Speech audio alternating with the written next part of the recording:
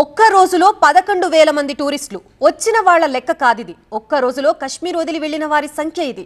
ఇన్ని వేల మంది ఒకేసారి వెళ్లిపోవడం ఒక రికార్డ్. ఇప్పుడు పూర్తిగా పర్యాటక రంగంపైనే ఆధారపడి భారత ఆర్థిక వృద్ధికి నేను సైతం అంటున్న అందాల కశ్మీరం ఒక్కసారిగా కుదుపునికి లోనైంది. సో కశ్మీర్లో టూరిజం సెక్టార్ భవిష్యత్తు ఎలా ఉండబోతుందనేది ఇప్పుడు ప్రశ్న. మరి దీనికి సమాధానం ఏంటి?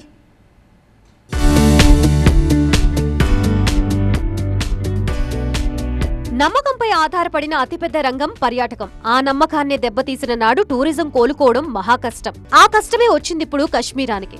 లోకల్ సర్కిల్స్ అనే సర్వే రిపోర్ట్ ప్రకారం వేసవి సెలవుల కోసం కశ్మీర్ వెళ్లేందుకు దేశంలోని 361 జిల్లాల నుంచి 6,807 మంది ప్లాన్ చేసుకున్నారు. కానీ పహల్గాం దాడి తర్వాత వీరిలో 62% మంది కశ్మీర్ పర్యటనని క్యాన్సిల్ చేసుకున్నారు. ఆ 62% మందిని మరో ప్రశ్న అడిగారు, మళ్లీ కశ్మీర్ కి ఎప్పుడు ప్లాన్ చేసుకుంటారు అని. ఈ ప్రశ్నకి 22% మంది టూరిస్టులు ఇచ్చిన సమాధానం ఏంటో తెలుసా? మళ్లీ కశ్మీర్ ని సందర్శించడానికి ప్లానింగ్ అంటూ జరిగితే కనీసం ఓ 3 ఏళ్ల సమయం పడుతుందని చెప్పారు. మరో 33% పర్యాటకులు మాత్రం ఏం భయపడనక్కర్లేదు అని భద్రతా బలగాలు హామీ ఇస్తే అతి త్వరలోనే కశ్మీర్ ని సందర్శిస్తామని చెప్పారు. సో పహల్గాం దాడి గాయం మానాలంటే కనీసం 3 ఏళ్లు పడుతుందని దీని అర్థం. ఇందాక చెప్పుకున్నాం, ఆల్రెడీ 11,000 మంది టూరిస్టులు ఒక్కరోజే కశ్మీర్ ని వదిలి వెళ్లారని. నిజానికి ఈ సంఖ్య 15,000కు మించిపోయింది. రాబోయే రోజుల్లో కశ్మీర్లో టూరిజం మరింత దెబ్బతింటుందని అంచనా వేస్తున్నారు. మరీ ముఖ్యంగా వచ్చే జూన్లో అమర్నాథ్ యాత్ర జరగబోతోంది. మొన్నటి దాకా యాత్రపై ఖచ్చితంగా ప్రభావం చూపించొచ్చని పర్యాటక రంగ వర్గాలు చెబుతున్నాయి. ఇప్పుడిప్పుడే గాడిన పడుతున్న కశ్మీర్ పర్యాటక రంగం దాదాపు 12,000 కోట్ల రూపాయల పరిశ్రమగా ఎదిగింది. పైగా ఎంత వేగంతో దూసుకుపోతోందో తెలుసా ఇక్కడ టూరిజం ఇండస్ట్రీ? 2030 నాటికి కనీసం 30,000 కోట్ల రూపాయల పరిశ్రమగా మారుతుందని అంచనా వేశారు ఎక్స్పర్ట్స్. ఇక కశ్మీర్ టూరిజం కారణంగా 2024-25లో ఆ ప్రాంతానికి 21,000 కోట్ల రూపాయల ఆదాయాన్ని తెచ్చిపెట్టింది. గత 3 ఏళ్లుగా జమ్మూ కశ్మీర్ ఆర్థిక వృద్ధి సగటున 7.8% వృద్ధిని నమోదు చేస్తోంది. ఇది దేశ సగటు పర్యాటక వృద్ధి కంటే ఎక్కువ.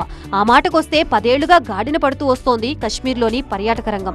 2015లో 1,33,00,000 మంది, 2016లో 1,26,00,000 మంది, 2017లో 1,45,00,000 మంది, 2018లో 1,68,00,000 మంది, 2019లో 1,62,00,000 మంది సందర్శించారు. 2020లో కరోనా ఉన్నప్పటికీ 35,00,000 మంది జమ్మూ కాశ్మీర్ కి వచ్చారు. బట్ ఈ గ్యాప్ ని చాలా త్వరగానే పూడ్చుకుంది మంచులోయ. 2021కి వచ్చేసరికి 1,13,00,000 మందికి ఆతిథ్యం ఇచ్చింది. 2022లో దాదాపు 1,89,00,000 మంది పర్యటించారు. 2023లో అయితే మరో లెవెల్ అని చెప్పాలి. ఆ ఏడాది ఏకంగా 2,12,00,000 మంది జమ్మూ కాశ్మీర్ ని సందర్శించారు. 2024లో ఆ రికార్డ్ ని చెరిపేస్తూ 2,36,00,000 మంది పర్యటించారు. 2024-25 ఎకనామిక్ సర్వే ప్రకారం 2021 నుంచి 2024 మధ్య 7,49,70,943 మంది పర్యాటకులు జమ్మూ కాశ్మీర్ ని సందర్శించారు. మొత్తం పర్యాటకుల్లో 86.66% జమ్మూలోని వివిధ ప్రాంతాల్ని సందర్శిస్తే 13.33% మంది కశ్మీర్లో పర్యటించారు. మరీ ముఖ్యంగా గత 4 ఏళ్లలో విదేశీ పర్యాటకుల సంఖ్య కూడా భారీగా పెరిగింది. 2021లో జమ్మూ కాశ్మీర్ కి 1,650 మంది వస్తే 2024లో ఏకంగా 65,452కి పెరిగారు. పర్టికులర్ గా చెప్పాలంటే ఆర్టికల్ 370 రద్దు తర్వాత కశ్మీర్ లో టూరిజం బాగా పెరిగింది. జమ్మూ కాశ్మీర్ లో భద్రతా పరంగా పరిస్థితులు మెరుగుపడ్డాయి. దాని ఫలితమే 2024లో టూరిస్టుల సంఖ్య సుమారు 2,36,00,000కి చేరింది. ఆ టూరిజం ద్వారా సుమారు 21,000 కోట్లకు పెరిగింది. అలాంటి సమయంలో జరిగిన పహల్గాం దాడి కశ్మీర్ అభివృద్ధికి ఒక్కసారిగా బ్రేక్ వేసినట్లయింది. పహల్గాం దాడితో కశ్మీర్లో పర్యాటకం కుదుటపడ్డానికి కాస్త టైం పట్టేటట్లు ఉంది. నిజానికి కశ్మీర్లో సినిమా పాటల షూటింగ్ అంటే అదో క్రేజ్. ఓ 25 ఏళ్ల క్రితం సినిమా వాళ్లకి ఓ డెస్టినేషన్ పాయింట్ జమ్మూ కాశ్మీరే. పరిస్థితులు సద్దుమణిగాక కొన్నాళ్లుగా మళ్లీ కశ్మీర్లో షూటింగ్ల సందడి మొదలైంది. సీతారామం, హిట్ 3, సరిలేరు నీకెవరు, కొత్తగా వచ్చిన ఖుషీ వంటి సినిమాల్లోని కొన్ని సీన్స్ కశ్మీర్లో తీసినవే.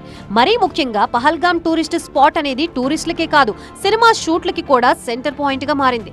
స్థానికులకు ప్రధాన ఆదాయ వనరు సైతం పహల్గాం ఏరియానే. అలాంటి చోట నరమేధం సాగించారు ఉగ్రవాదులు. ఈ దాడి కారణంగా వచ్చే 2 నెలల్లో కశ్మీర్లో జరగాల్సిన సినిమా షూటింగ్లని సైతం రద్దు చేసుకున్నారు. పర్యాటకులంటూ వస్తేనే జమ్మూ కాశ్మీర్ ప్రజల చేతికి డబ్బొస్తుంది. వారి వ్యాపారాలు, ఆదాయ వనరులన్నీ పర్యాటకులే. పహల్గాం ఉగ్రదాడి స్థానికుల ఉపాధి అవకాశాలపై భారీ దెబ్బే కొట్టింది. సాలువాల నుంచి స్థానికంగా తయారు చేసుకునే వస్తువుల వరకు పర్యాటకుల్ని దృష్టిలో పెట్టుకునే తయారు చేస్తారు. గత 10 ఏళ్లుగా పర్యాటకం పుంజుకోవడంతో కొందరు బ్యాంకు నుంచి లోన్లు తీసుకుని మరీ వ్యాపారం చేస్తున్నారు. ఈ ఒక్క దాడితో ఆ వ్యాపారస్తులందరూ నష్టం చూడాల్సి వస్తోంది. మరీ ముఖ్యంగా హోటల్ పరిశ్రమ మరికొన్నాళ్ల పాటు గడ్డు పరిస్థితులు ఎదుర్కోబోతోంది. జమ్మూ కశ్మీర్లో వచ్చే జూన్ వరకు దాదాపు అన్ని హోటళ్ల రూమ్స్ బుక్ అయ్యాయి. ఎప్పుడైతే పహల్గాం దాడి జరిగిందో బుకింగ్స్ రద్దు చేసుకుంటున్నారు. వచ్చే కొన్ని నెలల పాటు పర్యాటకులు వస్తారన్న గ్యారంటీ కూడా లేదు. దీంతో హోటళ్లపైనే ఆధారపడ్డ వారి బతుకులు రోడ్డున పడ్డట్లయింది. పైగా జమ్మూ కాశ్మీర్లో పర్యటించడానికి ఈ వేసవి కాలం అనేది కీలకమైన సీజన్. దేశవ్యాప్తంగా ఎండలు దంచికొడుతూ ఉండడం, విద్యా సంస్థలకి సైతం వేసవి సెలవులు ఉండటంతో దేశం నలుమూలల నుంచి కుటుంబ సమేతంగా జమ్మూ కాశ్మీర్కి వెళుతూ ఉంటారు. స్థానిక ప్రజలు ఒక్క వేసవిలో సంపాదించే ఆదాయంతో ఏడాదంతా బతుకు వెళ్లదీస్తారు. సో చూస్తూ వేసవిలోనే దాడి జరగడంతో ఇక ఈ ఏడాదంతా కశ్మీరీలకు పస్తులు తప్పకపోవచ్చు. అందుకే పహల్గాంలో ఉగ్రదాడి జరగగానే మతాలకు అతీతంగా అందరూ రోడ్లపైకొచ్చారు. ఫస్ట్ టైం కాశ్మీర్ మొత్తం మూతపడింది. సాధారణంగా ప్రజలతో పాటు వ్యాపారులంతా రోడ్డెక్కి ఉగ్రవాదుల మారణ హోమాన్ని ఖండించారు. నిజానికి తమ వ్యాపారాలకి దెబ్బపడిందనో, ఆదాయం కోల్పోతున్నామనో కాదు రోడ్డుపైకొచ్చి ఆందోళన చేసింది. సరదాగా గడిపేందుకు కుటుంబాలతో కలిసొచ్చిన ఆ పర్యాటకులు చేసిన తప్పేంటని ప్రశ్నించడానికి రోడ్డెక్కారు కశ్మీరీ ప్రజలు.